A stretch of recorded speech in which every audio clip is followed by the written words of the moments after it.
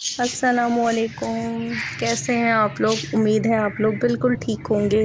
اللہ کا شکر ہے میں بھی آج بالکل ٹھیک ہوں۔ اللہ کا بہت احسان ہے، اللہ کا بہت کرم ہے۔ بس زندگی گزرتی جا رہی ہے۔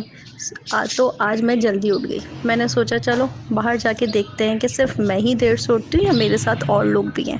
جب باہر دیکھا تو لمبی خاموشی، کوئی بھی نہیں، ایک بندہ بھی نہیں، بالکل خاموشی۔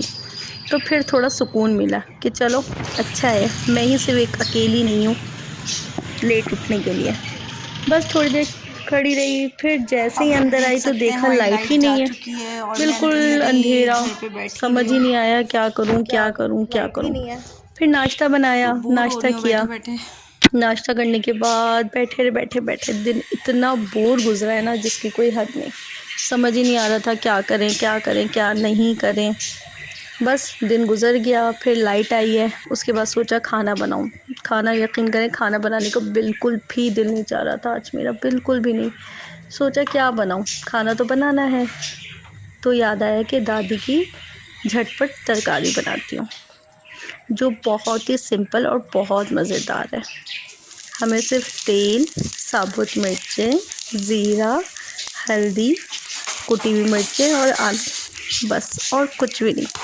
تیل میں پہلے ہم نے زیرہ ڈالا، وہ ثابت مرچیں ڈالی، پھر زیرہ، پھر آلو، پھر ایک ایک کر کے ہم نے سارے مسالے ڈالنے ہوتے ہیں، کٹی ہوئی مرچیں، ہلدی، نمک سب ڈال کے اس کو تھوڑا سا فرائی کرتے ہیں۔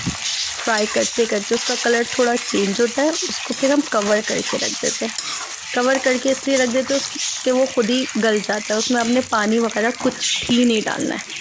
صحیح، اس کو کور کر کے رکھیں گے، اس کے 5-10 منٹ بعد وہ گل جاتے ہیں۔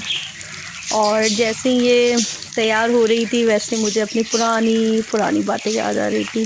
بچپن کے دن، امی کا ڈانٹنا، دادی کا بچانا، کھیلنا، اسکول جانا، ٹیسٹ کی ٹینشن، پیپرز کی ٹینشن۔ اس ٹائم یہ ساری ٹینشنز اتنی بڑی بڑی لگتی تھی نا کہ بس اس سے بڑی تو کوئی ٹینشن ہے ہی نہیں دنیا میں، کہ صبح جلدی اٹھنا ہے اور پیپر دینے جانا ہے، یہ ساری چیزیں۔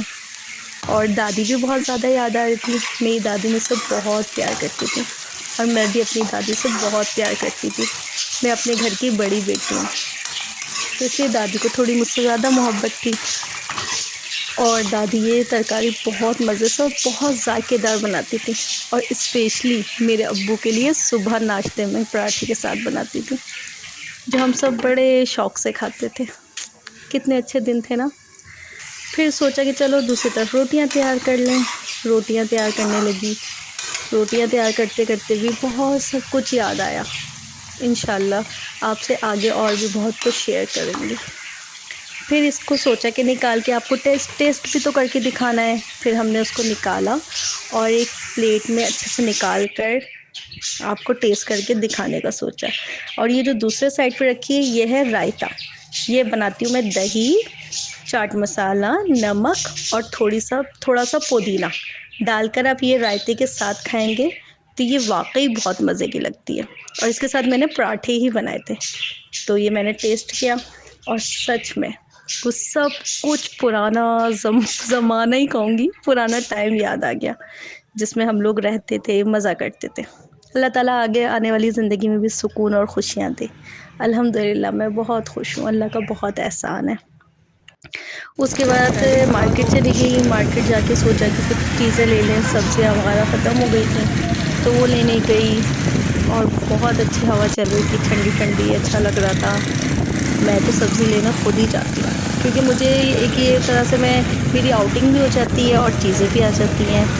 ہر چیزوں کی مختلف ریٹ تھی، کسی بھی اسٹال پہ جائے تو کسی بھی اسٹال پہ سیم ریٹ نہیں تھی، کہیں کچھ مہنگا تو کہیں کچھ مہنگا۔